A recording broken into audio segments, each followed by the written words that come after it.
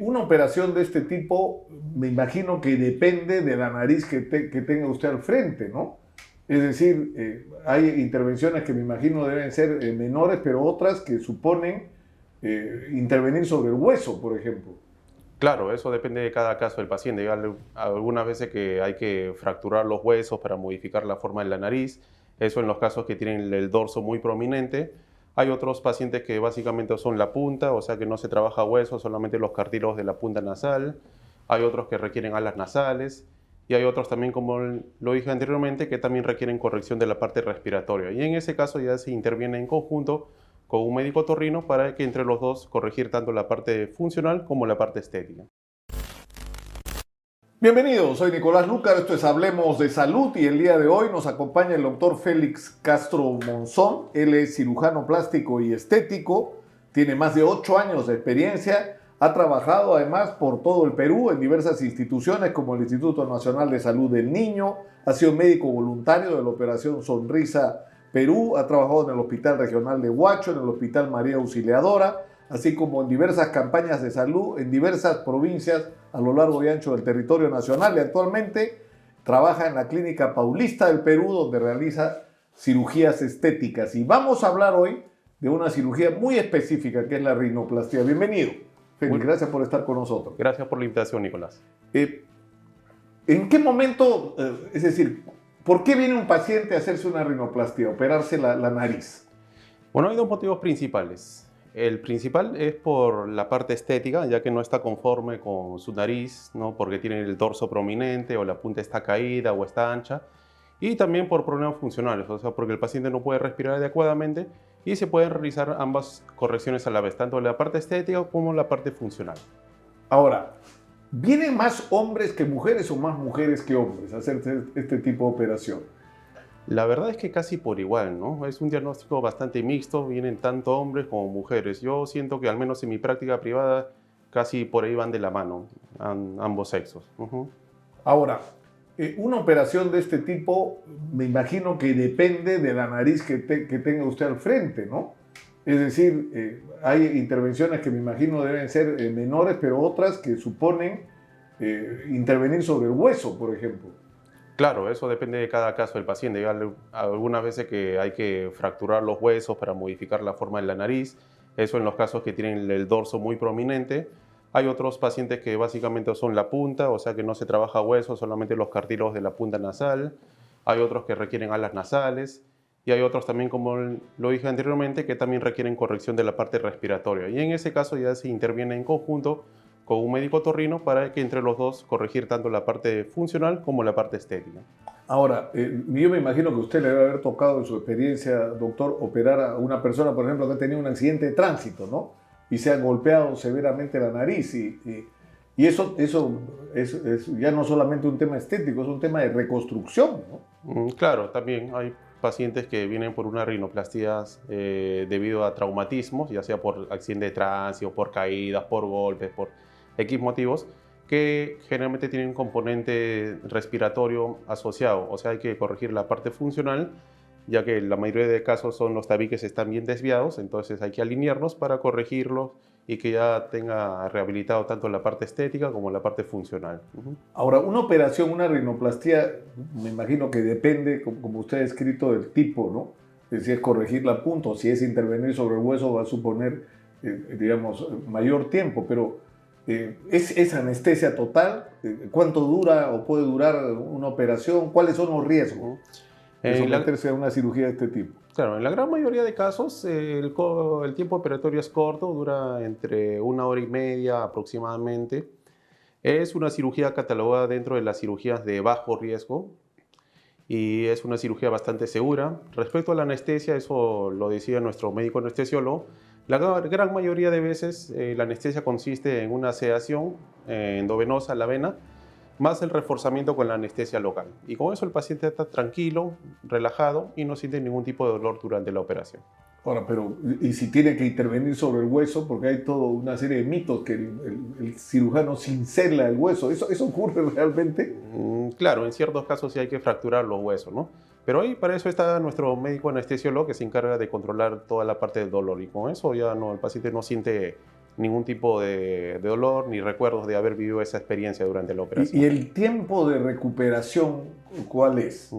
Bueno, al principio siempre, como toda operación, va a conllevar un proceso inflamatorio que dura aproximadamente unos 3 a 4 días. Después de eso ya viene la recuperación lenta, progresiva. Para una recuperación ya un 50%, es decir, para que bajen considerablemente ya la hinchazón inicial, requiere unas 2 semanas en promedio. Y para ya hacer una vida ya casi normal, como ir a la playa, hacer deportes, ejercicios físicos, usar lentes, todas esas actividades, es a los 2 meses en promedio. O sea, a los 2 meses uno ya puede continuar con su vida normal como si nunca lo hubieran operado. Claro, de todas maneras va a haber siempre una inflamación residual, que eso sí a veces demora muchos meses más en bajar por completo, pero ya a los 2 meses ya, como ya lo dije, puede hacer prácticamente toda su vida normal. Ahora, ¿cómo hacen, doctor? Es una cosa que siempre me ha llamado la atención, sobre todo porque, digamos, uno se encuentra de todo en el camino, ¿no? Pero yo entiendo que usted es un cultor también de la excelencia en su trabajo, ¿no? Pero ¿cómo hacen ustedes para que prácticamente no quede cicatriz después de una operación de esta naturaleza? Justamente la técnica que yo hago es la técnica cerrada. A diferencia de otros colegas que utilizan la técnica abierta, que hay que hacer un corte por fuera y poner unos puntos, la técnica que yo utilizo es la cerrada, en la cual los cortes van por dentro de las fosas nasales, ¿no? Y por ahí se despega la piel de los cartílagos y ya se comienza a trabajar de un orificio nasal, después del otro, y así después de la operación todos los puntos van por dentro de las fosas nasales y no queda por fuera ningún estigma. O sea, la cicatriz va por dentro, como dicen, como por dentro de las fosas nasales, en la técnica cerrada, que es la que yo hago. Ahora, ¿le ha pasado a usted que tiene un paciente que viene a operarse, se mira y no se gusta, no le gustó y quiere cambiar su aspecto o verse mejor? Claro, sí, hay algunos pacientes también, entonces ahí hay bastantes posibilidades, hay que conversar para ver cuál es la mejor solución de acuerdo a su caso. Ahora, el tema de las edades, hay en este caso también rangos de edades de gente es decir, Claro. ¿qué edades es donde más comúnmente los pacientes solicitan este tipo de intervención? Claro, sobre todo los pacientes jóvenes, ¿no? Son los que más solicitan este tipo de intervención, ¿no? Incluso hasta menores de edad, ¿no? La edad mínima recomendada para señoritas, para damas, es de los 14 años en adelante. Y para varones, de los 16 para arriba. ¿Y esto por qué? Porque a esa edad, justo tanto en 14 años en mujeres y 16 años en varones, alcanzan el 80% de su desarrollo. Entonces el 20% que queda por desarrollar no va a hacer mayor diferencia en ya la apariencia de la nariz. Y edades máximas, bueno, en verdad no hay ninguna edad máxima. Yo opero pacientes a veces de 65 años, hasta de 70 años alguna vez, ¿no? Siempre y cuando el paciente esté saludable y no tenga ninguna comorbilidad, podría hacerlo, ¿no? No hay ninguna Debe ser condición. muy loco que una persona llegue a los 70 años y diga, no me gusta mi nariz. O sea, Sí, pero he tenido casos así, ¿eh? Es poco frecuente, pero sí, de era vez en cuando sí he tenido, ¿no? las listas pendientes, eso que tiene un Sí, paciente antes sí, de pero morir. sí, No, parece, quiero ¿no? cambiar de nariz antes de morir. Quiero Sí. morir con una nariz diferente. Sí, efectivamente, y lo he tenido pacientes así, a poco, pero sí, ¿no?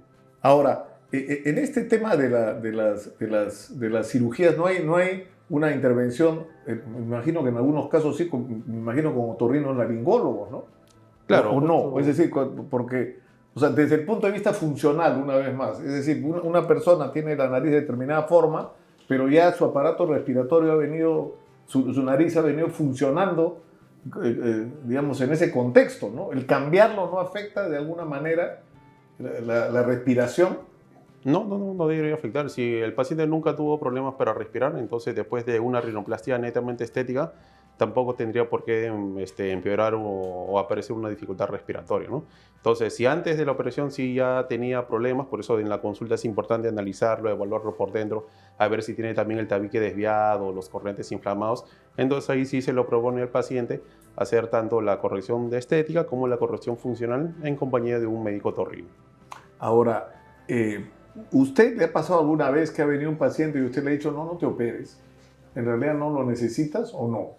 Bueno, yo hago un filtro, o sea, previamente antes de que el paciente solicite una consulta, una evaluación presencial, entonces le pido unas fotos como para que mande, para hacer una preevaluación. Y sí, pues en esos casos, si es que yo determino que no es un caso tan necesario, le recomiendo que mejor no se recomiende y que no es necesario, ¿no? Pero me imagino que psicológicamente debe haber gente que es una persona antes y otra después, es decir, que vive todo el tiempo pendiente de su nariz porque no le gusta y después de la operación es otra persona, que se quiere más a sí misma. Claro, eso genera bastante mejoría, autoestima, ¿no? Y mejora toda la vida del paciente. Muchas gracias, doctor Castro. Gracias, gracias. Bueno, es una opción. Si a usted no le gusta su nariz, es su derecho. Cámbiesela, pero una vez más, cámbiensela, arréglela en manos de especialistas. No ponga su cuerpo, su nariz, ninguna parte de su organismo en manos de improvisados. Póngala en manos de especialistas. Y para eso usted tiene que informarse. Y para estar informado, tiene que ver y seguir Hablemos de Salud. Para eso estamos.